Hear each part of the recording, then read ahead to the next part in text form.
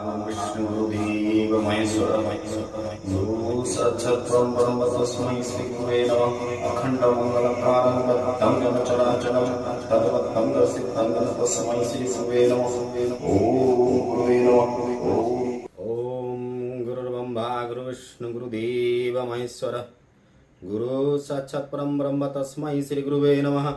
अखण्डमङ्गलकारं वक्तं जनचराचरं तद्वत्तं दर्शितं जन तस्मै श्री गुरुवे नमः। ओम गुरुवे नमः। ओम गुरुवे नमः। ओम गुरुवे नमः। नमस्कार जी, मैं ब्रह्मनाथ, चैनल का नाम अदृश्य तंत्र। आज जो बात करेंगे वो बात रहेगा, कुछ कमेंट हमारे पास आया है ऐसे कि मुझे जवाब देना पड़ेगा, और उम्मीद करते हैं कि आप इस तरह के कमेंट करते रहें, सवाल पूछते रहें, और हर सैटरडे यानी शनिवार को आपको अपना प्रश्नों का उत्तर मिल जाएगा। तो वीडियो में जाने से पहले अगर आपको ये लग रहा है कि हमको ऐसा कुछ नॉलेज मिलना चाहिए तो सब्सक्राइब कर दीजिए। ऑल का नोटिफिकेशन का जो आइकॉन बेल है उसको जरूर दबा दीजिएगा, ताकि वीडियो हम अपलोड करें तो आप तक जरूर पहुंचे। तो बात करेंगे आज कमेंट के ऊपर। चलिए बात करते हैं थोड़ा कि ऐसे कुछ कमेंट हमारे पास आया है जिससे कि हम उनका उत्तर भी दे सकें। माफ़ करें, थोड़ा टाइम लगेगा और कुछ नहीं, वीडियो थोड़ा लंबे होने वाला है शायद। ये पूछते हैं हरिकुंडा 7708, ये पूछते हैं क्या योनि पूजा स्त्रियां आपस में ही या लिंग पूजा दो पुरुष आपस में कर सकते हैं? आपका सवाल अच्छा है जी, चलिए बात करते हैं इस विषय में। पहला बात आपने पूछा, क्या योनि पूजा दो स्त्रियां कर सकती हैं या फिर लिंग पूजा दो पुरुष कर सकते हैं? देखिए, बात ऐसा है कि अगर हम कुछ करना चाहते हैं, कुछ सृष्टि करना चाहते हैं, तो नेगेटिव और पॉजिटिव होना बहुत जरूरी है। आप यहाँ पर जेंडर हिसाब ना लाएं, जेंडर का हिसाब ना करें कि स्त्री और पुरुष बोल के इस धरती पे कोई है ही नहीं। अगर आपको लगता है कि आपका शरीर का दो पार्ट अलग अलग होने से आप पुरुष हैं या फिर वे स्त्री हैं, तो आप शायद गलत हैं। ठीक है, तो पहले ये आप कंसेप्ट जो है आपने बोला कि स्त्री और पुरुष, इस कॉन्सेप्ट को आपको हटाना होगा, ये थॉट आपको चेंज करना होगा। ठीक है, तो अगर हम कुछ सृष्टि करते हैं तो उसमें नेगेटिव और पॉजिटिव होना बहुत जरूरी है। अगर हम लाइट भी जलाते हैं तो उसमें नेगेटिव और पॉजिटिव होता है। तो इसलिए एनर्जी जो है वो दो तरह की काम करती है, और इस एनर्जी से आपको पुरुष या नारी की जरूरत पड़ेगी। ठीक है, तो ना दो पुरुष से लिंग पूजा होगा, ना दो स्त्री से योनि पूजा होगा। ठीक है, आपको आपका प्रश्नों का उत्तर मिल गया होगा। ये पूछते हैं सुनील कुमार दास, ये पूछते हैं अच्छा, जब भैरवी साधना संपूर्ण होगा तब दोनों में कैसा रिलेशन रहेगा? मतलब वो अलग अलग अपने रास्ते जा सकते हैं या उन दोनों में कोई संबंध बन जाएगा? अगर संबंध नहीं बना तो क्या भैरवी साधना के बाद भैरवी या भैरव किसी और पुरुष स्त्री के संभोग कर सकते हैं? अगर हाँ तो वो भैरवी और भैरव रहेगी कि नहीं? अगर ना तो मतलब भैरवी साधना वही कर सकता है जिसको महाकाल भैरव या भैरवी स्वयं बनाना चाहते हो। आपका सवाल अच्छा है। ठीक है सुनील कुमार दास जी, आपका सवाल अच्छा है। तो चलिए बात करते हैं इस विषय में। बात ऐसा है कि देखिए, रिलेशन में रह के भैरवी साधना बिल्कुल नहीं होता है। पहले ये बात समझ लीजिए, जहां पर इमोशनल अटैच हो, ठीक है, अगर आप दिल से प्रेम करते हैं, मोह है आपके अंदर, अटैचमेंट इन द सेंस मोह है आपके अंदर, तो अगर मोह है तो आप ये साधना नहीं कर सकते हैं। ठीक है, क्यों? इसके कारण है कि अगर मोह होता है वहां पे तो आप सरेंडर हो जाते हो। अब सरेंडर जब हो जाते हो तो आप जब भैरव या भैरव साधना करने जा रहे हैं तो आपका ब्रह्मचार्य खत्म हो जाता है। मतलब आपका वीर्य, आपका शरीर से जो एनर्जी है वो डिस्टैच होने लगता है। तो ऐसा कभी नहीं होता है कि हमने किसी के साथ संबंध बनाया और उनके साथ हमने भैरवी साधना किया।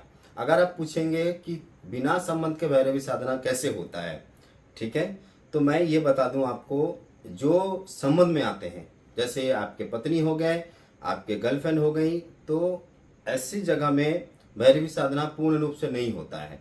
ठीक है, तो ऐसा कोई सोच विचार ना रखें।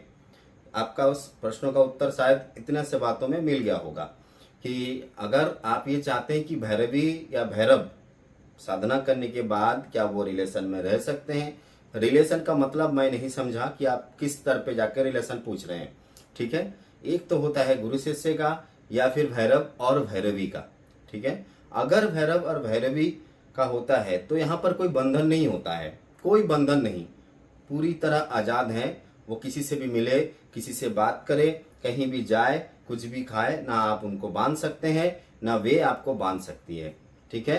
तो मेरे ख्याल से आपको जवाब मिल गया होगा। अगर कहीं कुछ छूट गया हो तो दोबारा कमेंट कीजिए, मैं क्लियर कर दूंगा, ठीक है।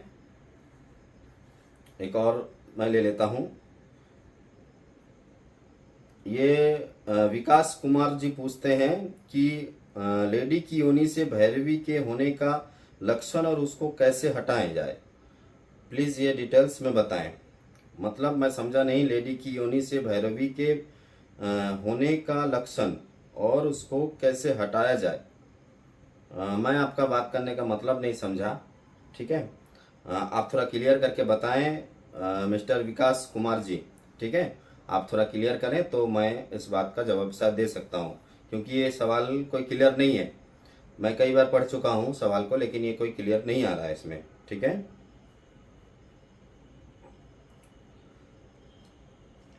ये पूछते हैं कि what you told is true and logical untold till now. अच्छी बात है योगेंद्र चौधरी जी, ठीक है।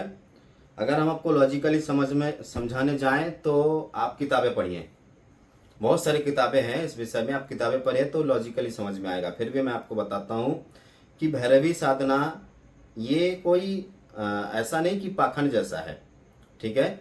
ये साधना में आप नेगेटिव और पॉजिटिव दोनों को अटैच करते हैं। सबसे बड़ी बात कि मूलाधार इसमें एक्टिव होता है। आप देखेंगे, मैं आप इस वीडियो बस ऐसे वीडियो बना चुका हूं, फिर भी मैं आपको बताता हूं। गुरु जब अपने शिष्य या शिष्या को दीक्षा देते हैं तो अपना कोई भी एक शरीर का अंग, अंगुली वगैरह अपना कपाल में टच करते हैं, नहीं तो यहाँ पर टच करते हैं। उसका रीजन ये है कि अगर यहाँ पर हम टच करते हैं ऐसे, ठीक है, ऐसे करते हैं तो वहां पर हमारा आगे चक्र एक्टिव हो जाते हैं, ठीक है। तो सेम प्रोसेस है कि मूलाधार चक्र और मूलाधार चक्र में एक दूसरे, मतलब भैरव और भैरवी दोनों का जो मूलाधार चक्र एक्टिव करने का जरिया भैरवी साधना है, ठीक है। ये लॉजिकली है। नेक्स्ट बताते हैं। ये बता रहे हैं रेशमा रात्रे, क्या सेक्स करने के समय कोई मंत्र जाप कर सकते हैं? क्या भी देवी देवता का मंत्र जाप करने में दौरान में से लाभ होता है क्या? जरूर लाभ होता है जी, जरूर लाभ होता है। लेकिन यहाँ समस्या ये होता है, अगर आप जाप कर रही हैं और बाद में आपका डिस्चार्ज होता है तो ये नेगेटिव में कन्वर्ट हो जाता है। यहाँ आपको बेनिफिट कुछ नहीं मिलेगा, आपका लॉस ही लॉस होगा, ठीक है। तो कृपया नॉर्मली जीवन अगर आप जी रहे हैं तो ऐसा कुछ एक्टिविटी ना करें, क्योंकि अगर आप ऐसा कुछ करते हैं और आपका डिस्चार्ज होता है, हार्मोन डिस्चार्ज हो जाता है, तो आपका जो भी आपने किया मेहनत वो सारे पानी में चला जाएगा, लॉस ही लॉस होगा, बेनिफिट कुछ नहीं होगा, ठीक है। उम्मीद करते हैं आपका प्रश्नों का उत्तर आपको मिल गया होगा।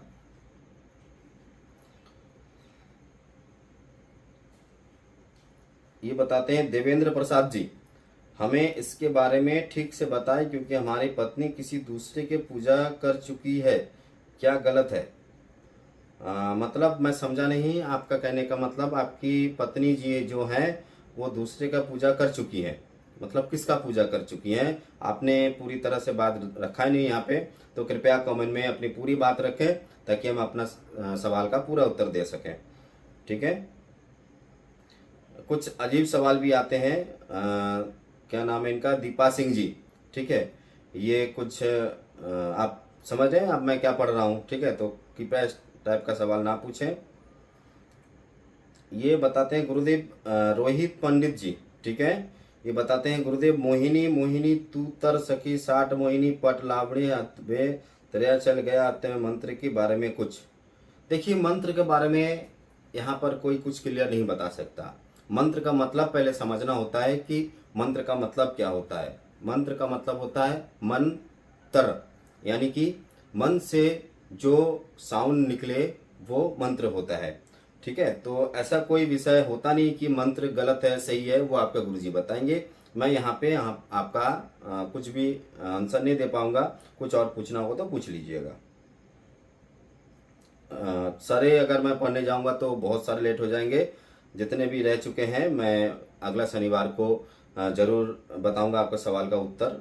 ठीक है, ये बताते हैं क्या नाम है इनका, द मास्टर ऑफ माइंड। अच्छा, गुरु जी क्या आपको नहीं लगता है कि ये सारे देवी देवता अजीब क्यों दिखते हैं? मेरी किसी बदनाम नहीं करता हूँ, बस मेरी सत्य को ढूंढ रहा हूँ। सॉरी जी, आप शायद सत्य से बहुत दूर हैं, क्योंकि ये सारी मूर्तियां जो हैं वो हमने बनाया है, आपने बनाया है, ये खुद प्रकट नहीं हुए हैं। ठीक है, तो इस तरह का सवाल अगर आपके मन में चल रहे हैं तो आप पहले सत्य का संधान करें, क्योंकि आप जो कमेंट में लिखे हैं वो सत्य की ओर नहीं लेके जा रहा है, आपको झूठ की तरफ लेके जा रहा है। ठीक है, आज के लिए इतना ही। बाकी कमेंट का जवाब हम अगले सैटरडे को जरूर देंगे। आज के लिए नमस्कार जी। ओम नमः शिवाय।